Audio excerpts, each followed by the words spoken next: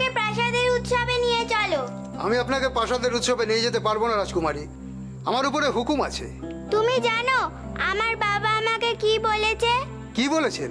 বলেছে আজ আমার জন্মতিথি, যে আমার কথা শুনবে না, আমাকে দুঃখ দেবে, রাজা তার গর্দান নিয়ে নেবে। আচ্ছা ঠিক আছে, যান।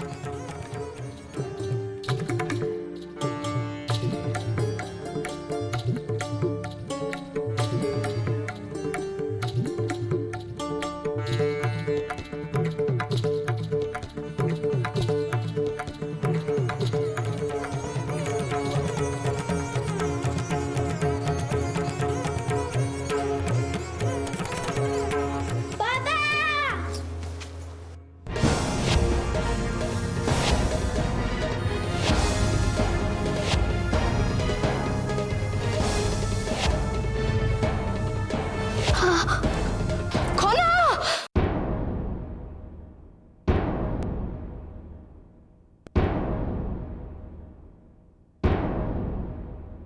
গৌরকি মা!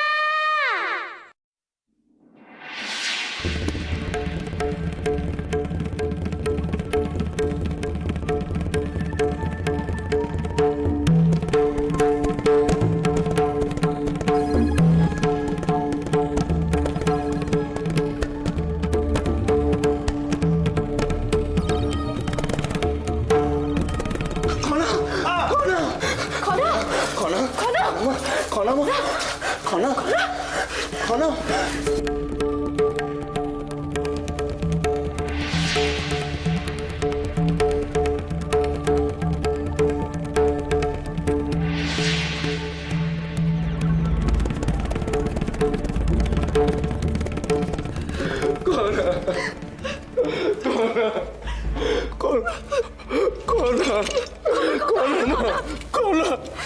খনা খনা! চোখ খোলো খনা মা খনা খনা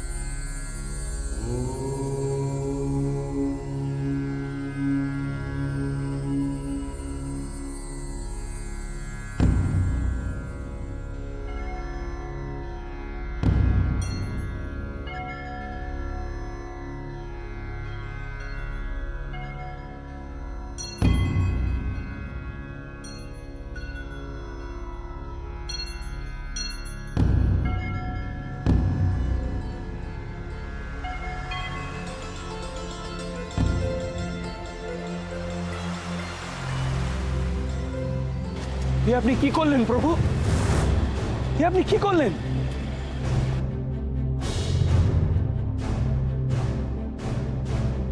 হে আগুন, হে আগুন সিংহলের সমস্ত আশা ভরসার আগুন, এ আগুন আমি কিছুতেই নিভতে দেব না। না প্রভু, আমি কিছুতেই নিভতে দেব না।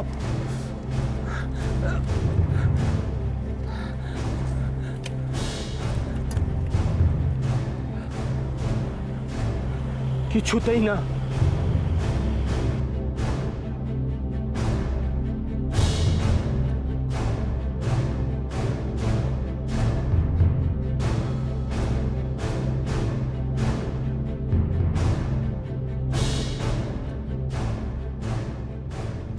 খনা! খনা, ওঠো খনা! খনা, কথা বলো! খনা! রানীমা, আপনি কিচ্ছু চিন্তা করবেন না, আমি এক্ষুনি রাজবৈদ্যকে ডেকে আনছি। খনা! খনা, ওঠো খনা, খনা আমার সাথে কথা বলো।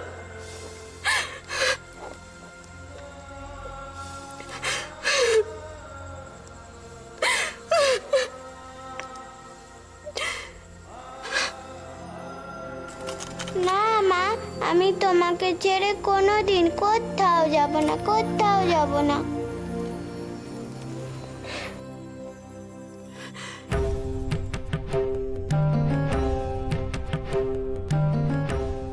মা, তুমি কিচ্ছু চিন্তা করো না, বাবাকে আমি রক্ষা করব। তাই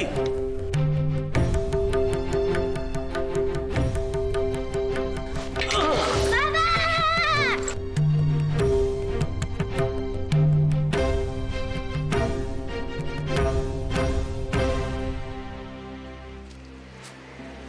ভগবানের অসীম কৃপা যে মহারাজের অন্তত কিছু হয়নি। কিন্তু রাজকুমারীর তো ক্ষতি হয়ে গেল। অপরাধীকে আমি ছাড়বো না, এক্ষুনি খুঁজে পাঠ। দাঁড়ান রাজকুমার, অটকারিতা করে এমন কোনো সিদ্ধান্ত নেবেন না। ঠান্ডা মাথায় ভেবে দেখুন। শুনুন প্রধানমন্ত্রী, আমি গর্তে থাকা কোনো সরীসৃপ নই, আর আমার রক্ত ঠান্ডা নয়। এই পরিস্থিতিতে আপনি আপনার মাথা ঠান্ডা রাখতে পারেন, কিন্তু আমার পক্ষে মাথা ঠান্ডা রাখা সম্ভব নয়। আপনি কাকে মারবেন? আপনি কার ওপর প্রতিশোধ নেবেন? আপনি দেখেছেন আক্রমণকারী কে? আপনি দেখেছেন? না আমি দেখেছি, না আপনি দেখেছেন। তাই বলছি, এইভাবে মাথা গরম করে সাধারণ মানুষের ভিড়ের মধ্যে ঝাঁপিয়ে পড়বেন না। তাহলে কি করব? আপনার মতো বসে বসে ভাববো? এই আপনার মতো কিছু মানুষ সিংহলে রয়েছে বলে সিংহলের আজই অবস্থা। শুনুন প্রধানমন্ত্রী, কিছু সময় সিদ্ধান্ত খুব তাড়াহুড়ো করে নিতে হয়। ঠিক আছে, তাহলে আপনি সিদ্ধান্ত নিন, কিন্তু মনে রাখবেন যে দায়ী কিন্তু আপনিই হবেন। দায়ী? কিসের জন্য দায়ী? আজকের মতো এই পুণ্য দিনে রক্তপাত ঘটানোর জন্য। শত্রুকে না চিনে সাধারণ মানুষকে হত্যার জন্য। রক্তপাত কিন্তু হয়ে গেছে অনেক আগেই। একটা নিরপরাধ শিশুর রক্তপাত কিন্তু হয়ে গেছে। মানছি, কিন্তু এই পরিস্থিতিতে দাঁড়িয়ে আমাদের এমন কিছু করা উচিত নয়। হত্যার বদলা যদি হত্যাই হতো, তাহলে আজকে পৃথিবীতে কেউ বেঁচে থাকতো না। সমস্ত সিংহলবাসীর উদ্দেশ্যে বলছি, আপনারা অযথা ভয় পাবেন না, বিচলিত হবেন না। আমি আমার রাজ রক্তে শপথ নিয়ে বলছি, এই সিংহলের সিংহাসনে শপথ নিয়ে বলছি, যে বা যারা রাজকুমারীকে আক্রমণ করেছে আমি তাদের ছেড়ে দেব না। আগামী কৃষ্ণপক্ষের আগে সেই অপরাধীর মাথা আমি সিংহলে এনে ফেলবো। আমি আপনাদের কথা দিচ্ছি, এই সিংহল দ্বীপে দাঁড়িয়ে যেই অন্যায় করেছে তার একমাত্র শাস্তি মৃত্যু, আর সেই মৃত্যু দেব আমি। বৈদ্যমশাই, আমার খনা কোনো কথা বলছে না। বৈদ্যমশাই, একটু ভালো করে দেখুন আর কি হয়েছে। আমি কত ডাকছি, কোনো কথা সাড়া দিচ্ছে না। বৈদ্যমশাই, খনা কি হলো? বৈদ্যমশাই, খনা খনা খনা ওঠো খনা। বৈদ্যমশাই, আমার খনা কোনো কথা বলছে না কেন? বৈদ্যমশাই, আপনি ভালো করে দেখুন খনাকে। রানীমা, আপনি শান্ত হন। আপনারা দয়া করে রানীমাকে এই ঘরের বাইরে নিয়ে যান।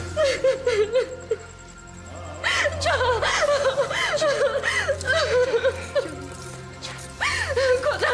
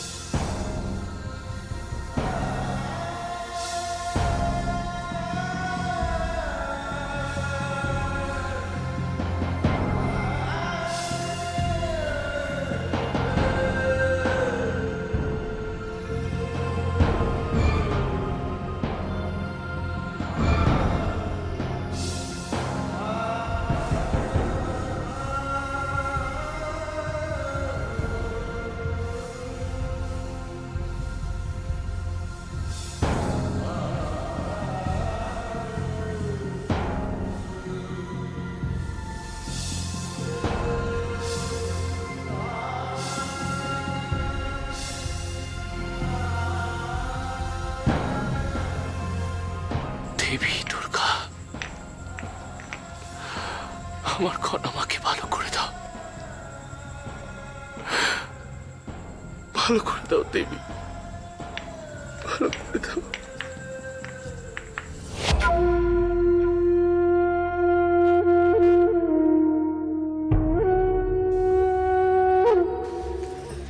প্রণাম দিদি। ওদিকে সর্বনাশ হয়ে গেছে। কি হয়েছে? সঠিক কিছু জানি না, তবে মহারাজকে কেউ তীর মারতে গেছিল, আর সেই তীর লাগে রাজকুমারীর গায়ে। সে কি? খনা এখানে কি করে এলো? সেসব কিছু জানি না, তবে ঘটনাটা যে ঘটেছে এটা বলতে পারি। ঠিক আছে।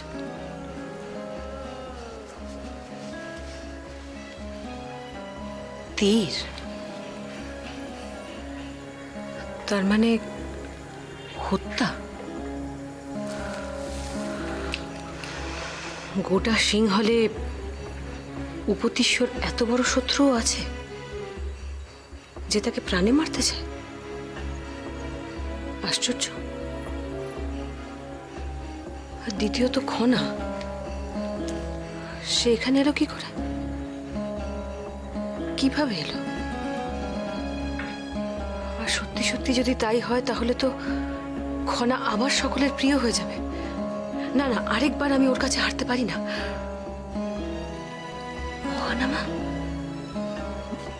মহানামার কিছু হয়নি তো?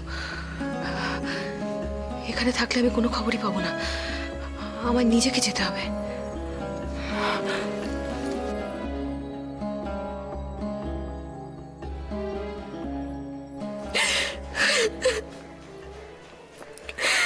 আমার সব কিছু শেষ হয়ে গেল।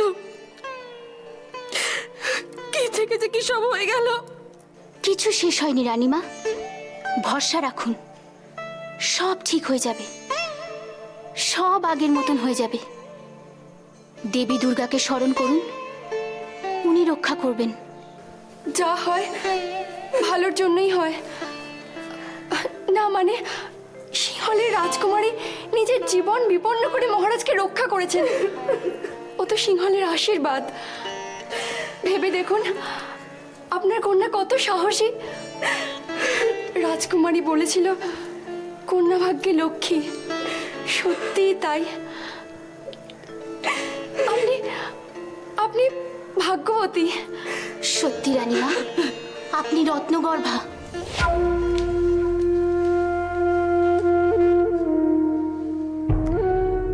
আমার মনে হয় এখন এসব কথা না বলে খনার দিকে নজর দেওয়া উচিত। খনা কোথায়? ঘরে।